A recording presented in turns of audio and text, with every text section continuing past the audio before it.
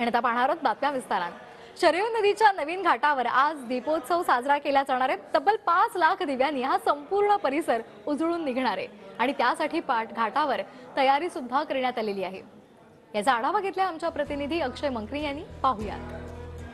अखेरीस ज्याची प्रतीक्षा होती तो राम मंदिराचा प्राण प्रतिष्ठापन सोहळा जो आहे तो अखेरीस संपन्न झालेला आहे आणि संपूर्ण देशभरामध्ये आज संध्याकाळी दीपोत्सव अर्थात दिवाळी जी आहे ती साजरी केली जाणार आहे।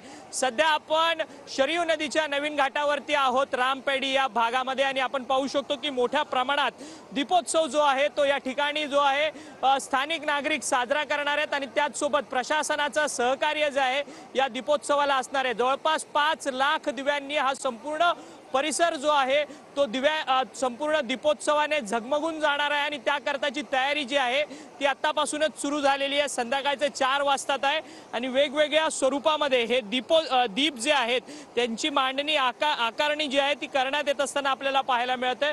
काही दीप जे आहेत ते स्वस्तिकच्या आकारात रेखाटलेले आहेत तर काही दीपांनी जय श्रीराम संपूर्ण असं लिहिण्यात आलेलं असल्याचं आपल्याला पाहायला मिळत आहे। अगदी तरुणी मंडळी जी आहेत या संपूर्ण कामांमध्ये आपला सहभाग नोंदवताना सध्या तरी आपल्याला पाहायला मिळत आहे। तब्बल 5 लाख दिव्यांनी हा संपूर्ण परिसर जो आहे तो आज संध्याकाळी झगमगून जाणार आहे आणि अयोध्येमध्ये खऱ्या अर्थाने आज संध्याकाळी दीपावलीचं एक स्वरूप जे आहे ते प्राप्त होणार आहे आणि त्याकरताची तयारी जी आहे ती सध्या सर्व अयोध्यावासियांकडनं होताना सध्या तरी आपल्याला पाहायला मिळते। व्हिडिओ जर्नलिस्ट खंडू कसबेसह अक्षय मंगणे, TV9 मराठी, अयोध्या।